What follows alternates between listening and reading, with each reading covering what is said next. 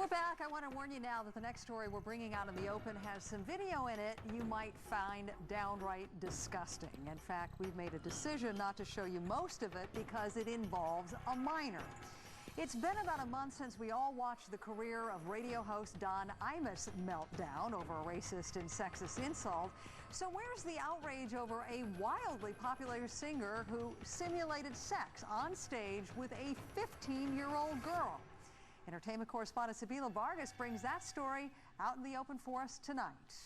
Nobody wanna see us together. Since his arrival on the American music scene, R&B and hip-hop artist Akon has taken the music world by storm, topping charts and collaborating with some of pop and hip-hop's biggest names. He sang alongside Gwen Stefani on American Idol in March to an audience of millions. But it's this outrageous performance that's putting Akon front and center stage in a controversy about his treatment of women. The video shot last month in Trinidad shows the singer simulating sex on stage with a female fan, twisting, turning, and flipping her. Turns out the fan was a minor, 15-year-old Dana Aline, the daughter of a Trinidad pastor who should not have been admitted to the club in the first place, but was a willing participant, at least at first. It was a disgraceful sight for any parent to view. Could you just imagine what my parents experienced when they looked at that video? Ian Aline says his sister thought she had won a trip to Africa in a dance competition. She was used. She was thrown about the stage for approximately, I believe, 46 to 47 seconds, like a rag doll. The Dirty Dancing Act got so much attention, the Prime Minister of Trinidad has called for a formal investigation of the performance. This is not the first time Akon has been captured simulating sex on the stage. TMZ.com first posted this video of actress Tara Reid straddling the singer at a concert last January. And sexually explicit, even derogatory lyrics seem to be a part of Akon's act, as in his hugely popular single, Smack That. Smack that all on the floor. Smack that, give me some more. Smack that till you hit. Smack that. Oh. There's even an X-rated version of the singer's chart-topping Snoop Dogg collaboration, I Wanna Love You. Only instead of saying I wanna love you, it goes a little more like this. You already know. That song also makes repeated references to female genitalia. Verizon is removing Akon's ringtones from its website and says it's pulling out as sponsor of a tour in which he was an opening act for Gwen Stefani. A spokesman for the company told CNN they simply decided to no longer sponsor Akon. When asked if the company's decision to discontinue its relationship with the artist was a direct result of his activities in Trinidad, the spokesman told us that's what everybody is assuming. You can draw your own conclusions. CNN tried to contact Akon and his record label Universal Motown, but we did not receive a response from either. According to the Polestar website, the singer is still scheduled for a number of U.S. tour dates alongside Stefani this month. But with corporate sponsorship dropping out, the question is what impact will it have on R&B's latest sensation? I think it does absolute damage in the short term, but depending on how responsibly he handles the situation, he might be able to rally support again somewhere in the future. Paula Vargas, CNN, Los Angeles.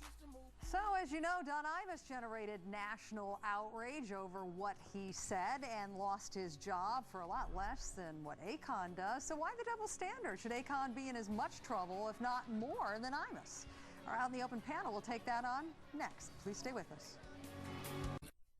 Tonight we're bringing out in the open the controversy over R&B artist Akon. Last month in a performance in Trinidad, he simulated sex on stage with a 15-year-old girl, a minister's daughter. Now there is a video of the performance, but CNN has decided that because it is so raunchy and because it involves a minor, we are not going to show you the most graphic part of it. But the issue for Out in the Open panel now is whether there is a double standard here. Akon is still all over the radio, but Imus lost his career over some off-color insults. Back with me now, Amy Holmes, Raul Reyes, John Aravosis. So,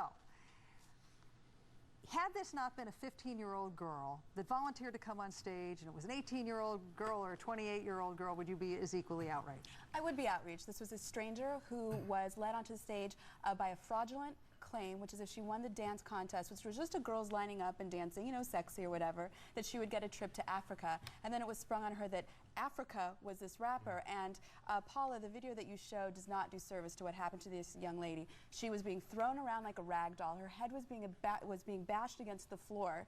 He then, after this, what looked like basically a public gang rape, threw her for her bodyguards then to rush her backstage. So what we saw looked like, you know, dirty dancing. That is not what this was about. No, this was downright disgusting. It was assaultive in my view. Did you view it that way?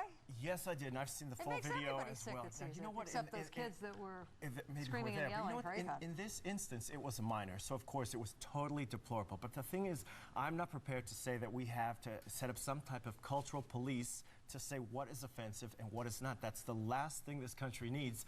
And where do we draw the line? Well, where do you draw the line? Well, but what's the scandal here? Don Imus, we saw what happened to him. I think Don Imus got a raw deal. And this concert was not being sold as a sex show. It was being sold as a music concert. And, you know, minors, Trinidad coming to see their favorite rapper, you could have expected that there'd be 15 and 16-year-olds. All right, but John, let's not forget that this guy is on the radio all day long. He had that appearance on American Idol. He has millions of American fans. Well, and Paula, can I make a point about Imus really quick? Imus has been making these comments for 10 years. It's not as if Imus just happened and he got thrown off the air. People have been complaining. He called Howie Kurtz at CNN a boner-nosed Jew boy. I know, and he's Howard made Kurtz jokes told about me in an killing interview gay last people. week he wasn't even insulted by that. Well, I have a lot of Jewish friends who don't like being called Jew boy. I was insulted. Okay, I was insulted as a gay man that Imus made jokes about killing gay people. I mean, but the point is, it took 10 years to get Imus off the air. It's not like these things blow up and somebody gets sort of. It's hard to make these things work. Well, what should happen to this guy, Akon, John? You know, it was funny. I asked my blog about this today, my readers, because I was curious what their reaction was. To the person, people were outraged, and I think they were particularly outraged, as I think Amy may have noted. You're talking about a 14 or 15-year-old girl, which made it even worse.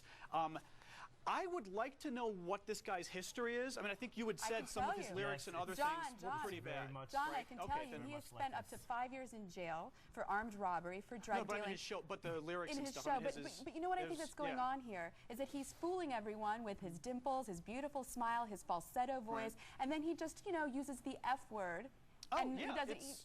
I wouldn't defend the guy. And I think because of that, he's been getting away with a lot more than someone who is a lot more obviously thuggish. Well, he even suggests mutilation in one of these songs. And that is deplorable, but still, I just do not think we have a place. Our society, yes, it is highly sexualized, it's very violent, but our society is also totally organic. We cannot police that.